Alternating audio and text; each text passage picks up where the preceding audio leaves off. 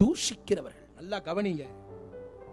நவீன உலகத்துல மிக பிரம்மாண்டமாய் தலையெடுத்து தாண்டவம் ஆடுகிறது சமூக வலைதளம். அவன் நிறுத்துற அந்த லூசுக்கு மட்டும் வந்துட்டே இருக்கான். அதுல பேசுகிற விமர்சனங்கள் எல்லாம் உண்மை என்று நினைக்காதிருங்கள். மதி வர நிறுத்துற அவனை. என் மூலகட்டப்பல, என் முட்டாப்பல, என் மக்கட்ட மக்கட்ட மக்கட்ட டேய் ஒண்ணாடா போடா, அப்படி போடா. கேட்டவன் பேசுவான். நம்முடைய தலைவர் அவர்கள் பேசிட்டு வந்திருக்காங்க. எப்படின்னு கேட்டீங்கன்னா, ஷேர் பண்றவங்க, அதுக்கு அடுத்தாக்குல அவங்க எல்லாம் பேலியாடின் மகன்கள் அப்படிங்கிற மாதிரி பல காரியங்களை பேசி தான் ஒருவரே ஊழியக்காரர் போல மற்றவங்கள் எல்லாம் வேலியாளின் பிள்ளைகளை போல கணிச்சு இது பண்றார். விமர்சனங்களை அதாவது எதிர்கொள்ள முடியாதவர்கள் பேசுகிற வார்த்தைகளாக இந்த வார்த்தைகளை பயன்படுத்திக்காரு. இப்போ பல வீடியோக்கள் அவருடைய சேனல்ல போட்டிருக்காரு. பல வீடியோக்கள் எப்படின்னா, ஜாப முறிப்பு சம்பந்தமே இல்லாம, அதாவது கிறிஸ்துவத்துக்கும் இந்த முறைமைக்கும் எந்த சம்பந்தமும் இல்லாம ஜாப முறிப்பு ஜபம், அது ஒரு உபவாச ஜபம். சரிங்களா? அந்த உபவாச ஜபத்துல சார்வால் என்ன பண்ணுவாரு, ஒரு இத கிளிப்பிங்க பாட்டுவாங்க. சிக்கன் பிரியாணி சாப்பிட முடியும், எங்க அப்பாவை மறந்தா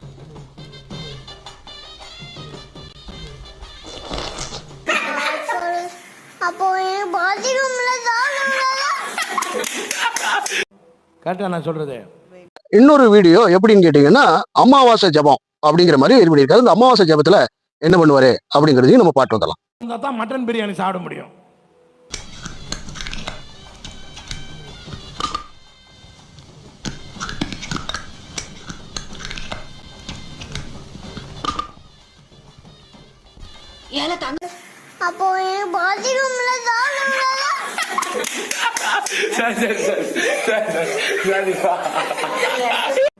கரெக்டா நான் சொல்றது. கோமாளி வேலைகளை கிறிஸ்துவத்துக்கு அகைன்ஸ்டாகவே இவரு பயணிக்கிறாரு.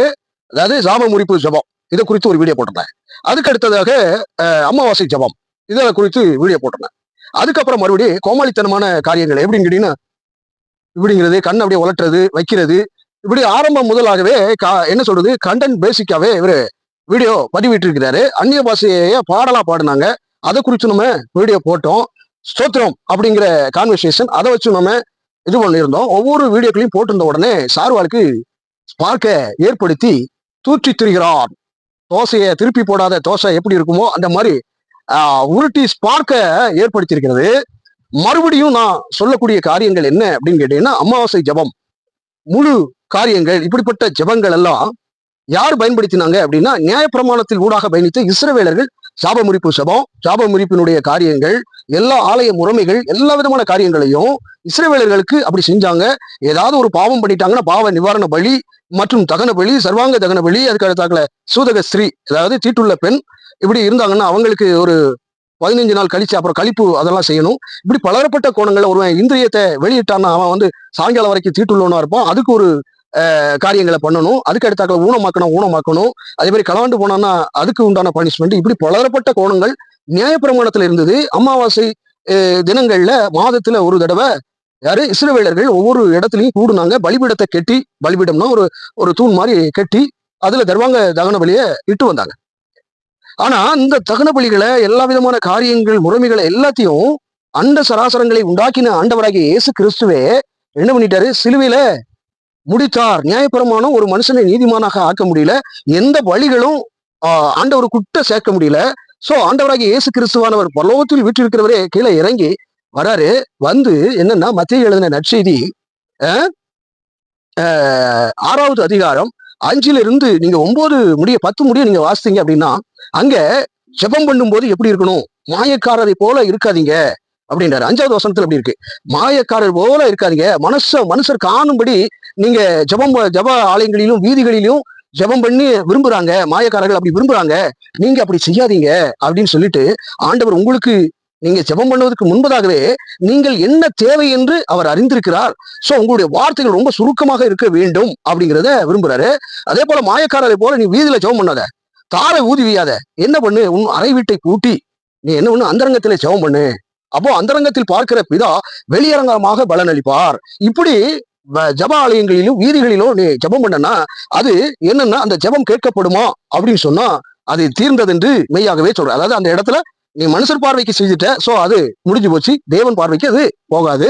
சோ ஜெபம் பண்ண வேண்டிய விதமாகிய அப்படின்னு சொல்லி கீழே உள்ள வசனங்கள்ல பரமண்டலில் இருக்கிற எங்கள் பிதாவே உம்முடைய ராஜ்யம் வருவதாக அப்படின்னு சொல்லி ஒவ்வொரு வாக்கியத்தையும் ஆண்டவர் தந்து, அன்றிலுள்ள அப்பத்தை எங்களுக்கு தாரும், எங்களை சோதனைக்கு உட்படாதபடி ரட்சித்துக் கொள்ளும் அப்படின்னு சொல்லி ராஜ்யமும் மகிமையும் உமக்கு ஒருவருக்கே உரியது அப்படின்னு சொல்லி முடிக்கிறத பார்க்க முடியும். புரியுங்களா? உடன்படிக்கையை ஏற்படுத்தி நிறைவேற்றுகிறவரும், உடன்படிக்கையே அவருக்குத்தான், மனுஷனுக்கும் அவருக்கும் உண்டான ஒரு உடன்படிக்கையை ஏற்படுத்துறது ஆண்டவராகிய இயேசு கிறிஸ்துவானவர். அந்த ஆண்டவராகிய இயேசு கிறிஸ்துவானவர் இந்த காரியத்தை எல்லா முறைமைகளையும் இஸ்ரவேலர்கள் செய்த முறைமைகள் எல்லாம் கட்டாசி நொறுக்கிட்டு மனிதனுடைய பாரம்பரியத்தை இது பண்றதுனால தேவனுடைய நீதியை அவமாக்கி போடுறீங்களே அப்படின்னு சொல்லி பரிசேயரான உங்களுக்கு ஐயோ, வேதபாரகரான உங்களுக்கு ஐயோ, வெளிப்பார்வையில் கல்லறை எப்படி இருக்கிறதோ அப்படியே உங்களுடைய வெளி தோற்றங்கள் அப்படியாக இருக்கிறது, ஆனால் உள்ளுக்குள்ளே பாத்தீங்கன்னா நரகளும் நாற்றமடித்த புழு அடித்தவர்களாக இருக்கிறீர்கள் அப்படின்னு சொல்லி உங்களுக்கு ஐயோ அப்படின்னு சொல்லி ஆண்டவர் சொல்றதை பார்க்க முடியும். அப்போ நான் ஒரு கவலையில இருக்கேன், ஒரு துக்கத்துல இருக்கேன், ஜெபம் பண்ணணும். நான் சந்தோஷத்துல இருக்கேன், சங்கீதம் பாட கடவன். புரியுதுங்களா?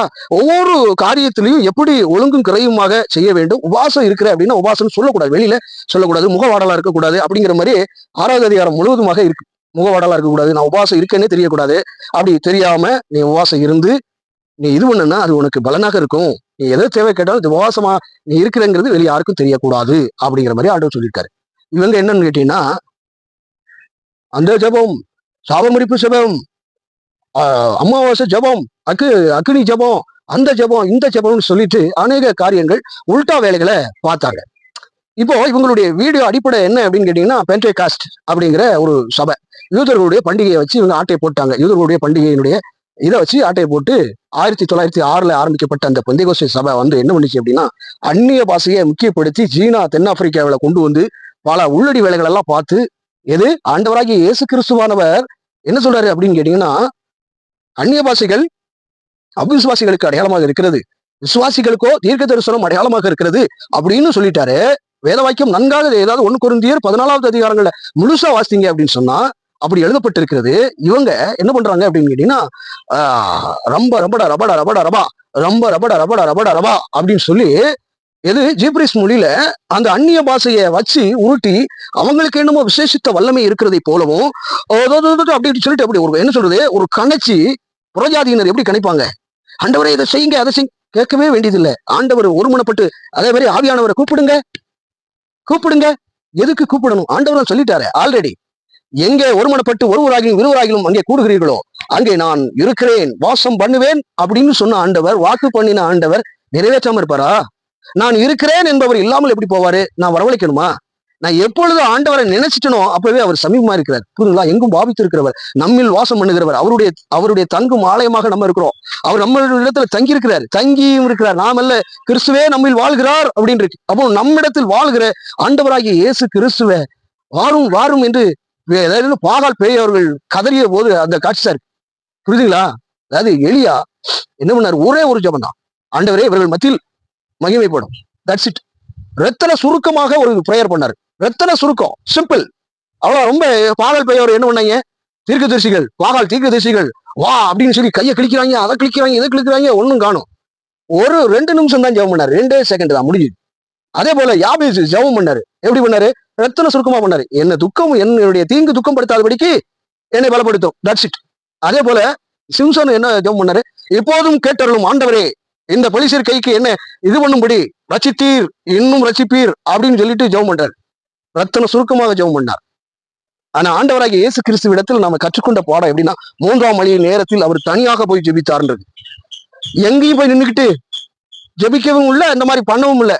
அதே போல பேதுருவோ அல்லது பவுலோ இருக்கட்டும், நான் வெள்ளியும் பொண்ணும் என்னிடத்தில் இல்லை, நசரேயனாகிய இயேசு கிறிஸ்துவின் நாமத்தில் நீ எழுந்து நட அப்படின்னு ஒரே வாக்கியம் தான், ஒன்னும் சொல்லல, அவ்வளவுதான், சிம்பிள், ரத்தன சுருக்கமா எழுந்து நட, தட்ஸ் இட். இயேசுவின் நாமத்தினாலே எழுந்து நடனே அதை அவன் நடந்து ஓடினான், துள்ளி குதித்து ஓடினான் என்று வேதம் சொல்கிறது. அப்படின்னா சாபம் பாவம் அப்படின்ட்டு கணச்சி ஆண்டவரை என்ன ஒரு பாகால் தெய்வம் போல, அதாவது வீணான ஒரு ஆராதனை, எதுக்குயா? இருக்கிறேன் என்பவர் இருக்கிறாரு, அப்புறம் எதுக்கு இவ்வளவு இதா இது பண்ணி அதிக வசனிப்பை கொடுத்து, அதிக வசனிப்புனால ஜெபம் கேட்கப்படுமா? கேட்கப்படுவதற்கு இல்லை. புரியுதுங்களா? அதாவது அதுக்கு அடுத்த ஸ்டேட்மெண்ட் என்னன்னு கேட்டீங்கன்னா, இதெல்லாம் நான் அடுத்த இந்த இதுக்கு நான் ஒரு வசனத்தையும் தாரேன். அதாவது ஒரு சொப்பனத்தை ஒரு வீடியோ போடுவேன். சொப்பனத்துக்கு பச்சை பாம்பை பாத்தீங்கன்னா அவ்வளவுதான், பக்கமே உங்கள்ட்ட துட்டு வராது. பேருந்து நிறுத்தத்தை நீங்க தவற விட்டீங்கன்னா உங்களுடைய ஆசீர்வாதம் தடைபடுதுன்னு அர்த்தம். பாம்பு கொட்டிச்சுன்னா உங்களுக்கு இதா இருக்கும் அப்படின்னு சொல்லி உருட்டினாங்க. அடுத்த ஸ்டேட்மெண்ட் என்ன ஆச்சு அப்படின்னு கேட்டீங்கன்னா, செத்தவங்க உங்களுடைய கனவுல வந்தா உங்களுக்கு ஏதோ ஆபத்து வரப்போகுது, நம்மளை கூட்டிட்டு போறாங்கன்னு அர்த்தம் அப்படிங்கிற மாதிரி சொன்னாரு. சொல்லிட்டு இது ஒரு பரிசுத்தமான ஒரு ஊழியக்காரன் வந்து கனவுல வந்துட்டா உங்களுக்கு நல்ல செய்தி நற்செய்தி வரப்போகுது அப்படின்னு சொல்லி செத்தவன் பரிசுத்தவான். எப்படியே அப்படி ஒரு உருட்டு இப்படி ஒரு உருட்டிட்டு அப்படியே கொண்டு போனார் பாருங்க. அப்போ இதுல இருந்து என்ன தெரியுது? இவரு ஆல் இண்டியா ஃப்ராடு அப்படிங்கிறது தெரியுதா? அதாவது சொப்பனங்கள் அநேகமாக இருக்கும். தேவனுக்கு பயந்திருக்கணும். புரியுதுங்களா? அதாவது பிரசங்கி 5வது அதிகாரம் 7வது வசனத்தை நாம வாசித்தோம் அப்படின்னு சொன்னா, அநேக சொப்பனங்கள் மாயமாய் இருப்பது போல அநேக வார்த்தைகளும் வியர்த்தமாய் இருக்கும், ஆகையால் நீ தேவனுக்கு பயந்துரு. எப்படி? அநேக சொப்பனங்கள் அநேகம் வரலாம், அது மாயையாய் இருப்பது போல அநேக வார்த்தைகளும் நம்ம பேசணும் அப்படின்னா வியர்த்தமாக இருக்கிறது, வீண் விருதாவாக இருக்கிறது, ஆகையால் நீ தேவனுக்கு பயந்துரு. புரியுதுங்களா? நாம ஆண்டவராகிய இயேசு கிறிஸ்து அதே போல இவங்க என்ன பண்ணாங்க? சாப முறிப்பு ஜெபம்னாங்க. ஆண்டவராகிய இயேசு கிறிஸ்துவை எப்பொழுது ஒரு மனிதன் ஏற்றுக்கொண்டு விட்டானோ அப்பொழுதே அவனுடைய பாவ சாபங்கள் பல காரியங்கள் அவனை விட்டு போகிறது. அதாவது 2 கள்ளர்களோடு இயேசு கிறிஸ்துவானவர் சிலுவையில் தொங்கி இருந்தாரு.